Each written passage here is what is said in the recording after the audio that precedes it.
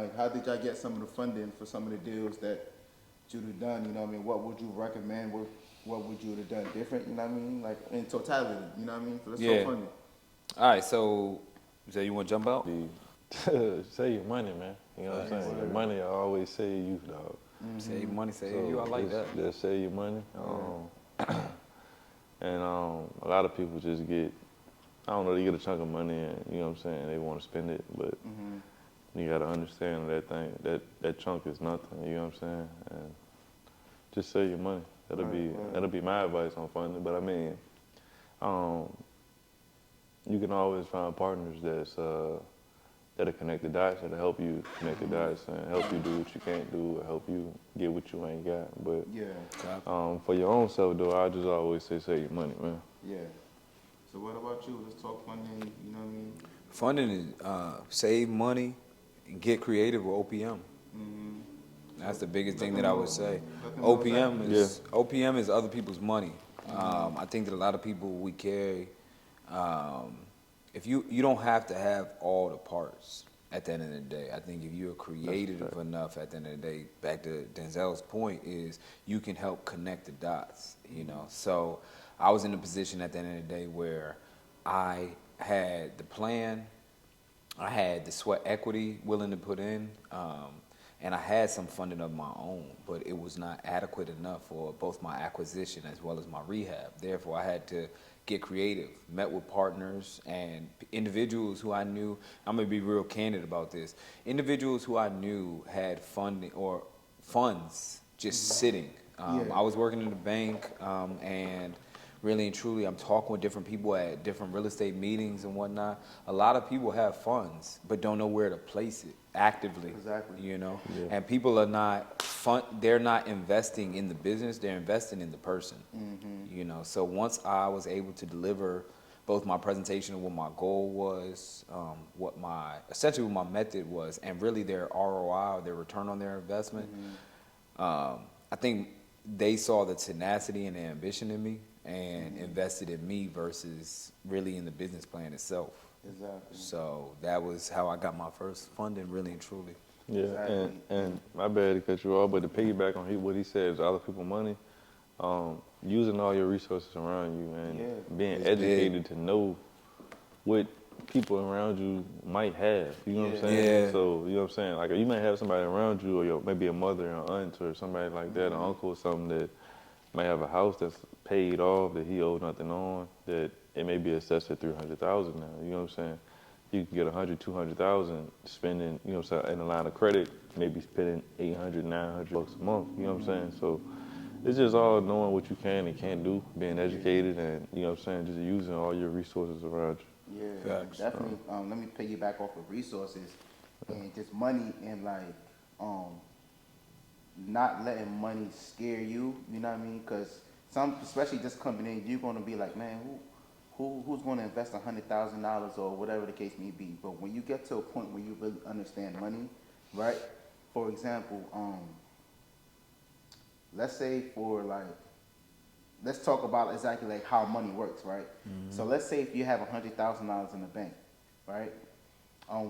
If you have $100,000 in the bank, they will pay you interest in it. You know what I mean? Correct. So interest is like 0.01%. Talk about it. So you making like 90. You can probably make like $1 a month. Talk about it. That's so exactly how I understand. So let's say if you come to them with a proposition like, look, I have this property, I need $100,000 in 6 months or like a year, whatever the term you propose to them, you'll be like, I give you $10,000. That sounds a whole lot better, you know, making $10,000 off that same $100,000 versus them making $12 in that year. If not even that, not even that. Not even yeah, that. Like 0.01%. You do the real math on month, on $200K, to be honest with you. And not to cut you off, my apologies, but just to piggyback off of it is stop and take really biggest thing I ask you or to implore you to do is ask someone what their regular savings account is. Not a CD where it's locked in for a definitive term. Ask them with their savings account, have they looked at what their interest rate is? I guarantee you most interest on most savings accounts aren't earning interest over not even 3%. Yeah. You might get a savings account at 3%, but definitely not over 5%.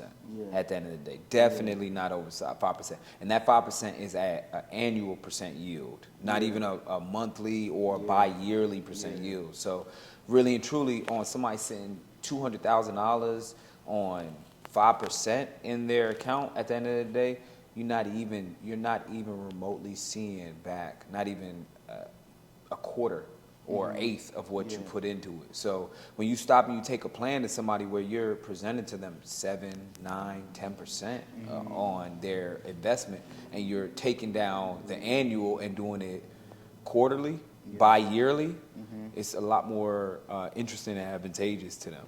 Really and truly. Yeah. To piggyback on what he said also, those people in the real estate world would be called hard money lenders. So a lot of hard money lenders, like how he just broke down the percentage to you. A boy a banker, so he could probably break those numbers down better than me. But let's get into it, man. Facts. There's a lot of hard money lenders that just want 10% of the purchase price as a down payment. So say if the purchase price is $80,000, most of them just want like an $8,000 down payment.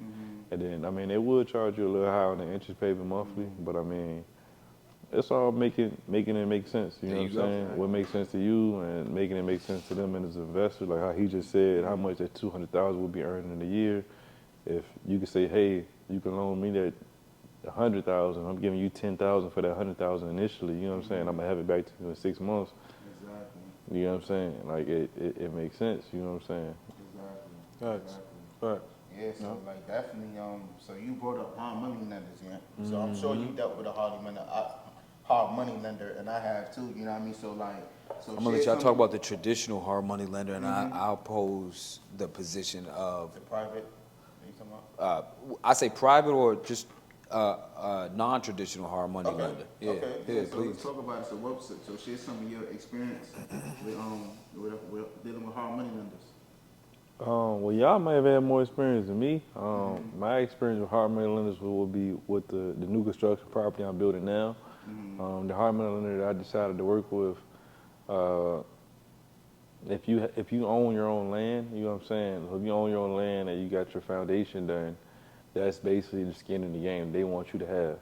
So if you own your own land, you get your foundation done, you can come to them and you can use that as collateral, so you don't have to come out with a down payment like I was mentioning earlier. So I can use that as collateral, and they will give me funding to finish the rest of my build. Okay. So yeah, that's kind of my experience with that hard money lender. And I mean, it's a monthly interest payment, so it is holding costs that you gotta deal with, and all those things. You just gotta make it make sense. Yeah, and my experience with dealing with a hard money lender was a little bit different. Mine was more so private, and my term was a little bit different, you know. So I didn't have a monthly payment. My lender just wanted one balloon payment when I refinanced the house, you know what I mean? So pretty much how it started from the beginning to the end.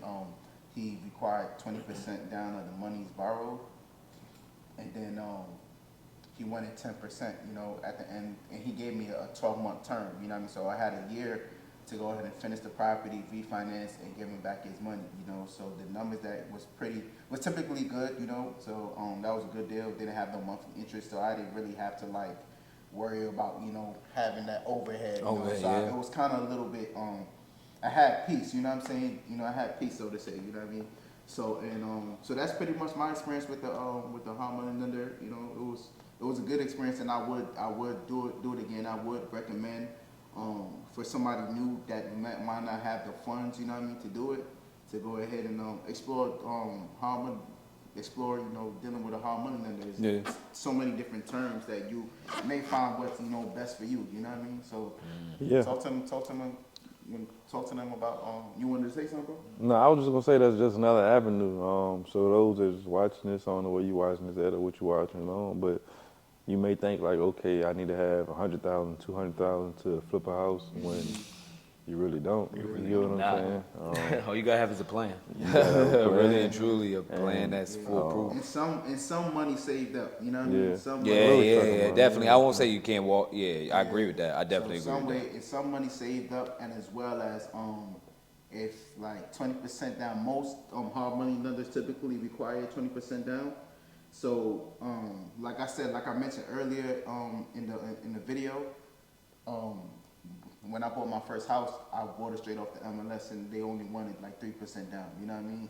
But the thing with that, you know, I can't stress this enough. You know, like when you definitely want to get into real estate, and when you decide to take it seriously, man, work on your credit, man. Make sure your credit is right, because can't do nothing. yeah, You really cannot do nothing. You can't do nothing. You can move with no money or very little money, but credit is very everything, pivotal.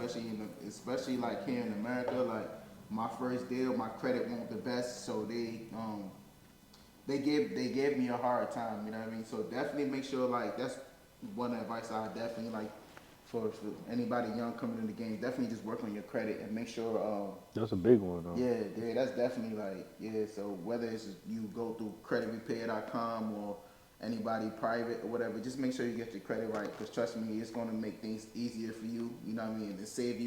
It'll save you a lot of upfront money as well. You'll get better interest rates as well. You know what I mean? So, yeah, and to piggyback on that, like how they said they was at real estate meetings. If you someone that don't know too much about real estate, but you have a good job, or like how he said, military, and you in a situation where you got great credit, you an important piece. You know what I'm saying? You could be an important piece to somebody like us who, you know what I'm saying? I mean, I'm not saying we can't get the funding, but I mean, if you can come with the funding and we can come with the deal, you know what I'm saying? That could just something easier to connect the dots. You know what I'm saying? You can play your role. You know? Play your role, exactly. You know what I'm saying? And you can just be a credit partner, credit investor, and y'all put all the expectations out at front. Put together the right team, little by little, whether it's friends with the right expectation, family, again, with the right expectation, creating a plan, going back to having contingencies in that plan, but in accordance with or in alignment with what Denzel and Ty spoke on, the hard money lenders, get creative.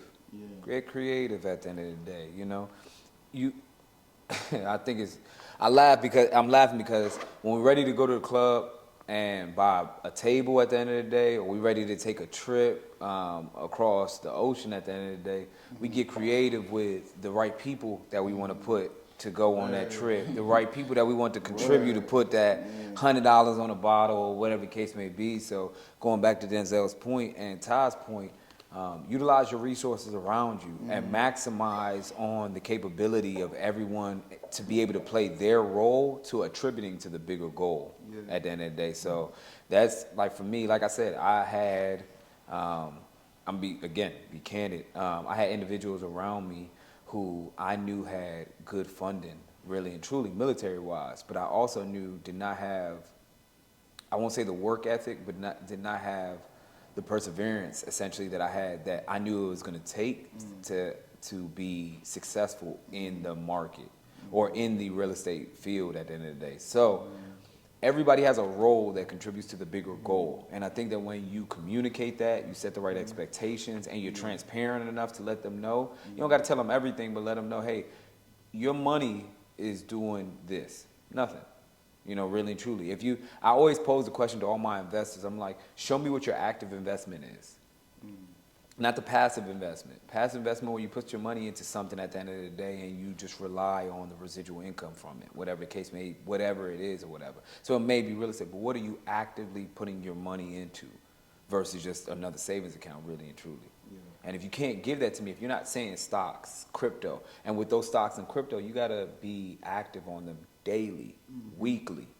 If you're putting your money into an account where you're just like, I know what the return is going to be annually, that is passive at the end of the day. So more active investments and whatnot require a lot more attention to detail, a lot more sweat equity, a lot more observation, a lot more awareness. So when you stop and you tell somebody, I'm willing to take that, to bear that load or bear that burden of all these things, all I need for you to do is provide me with the funding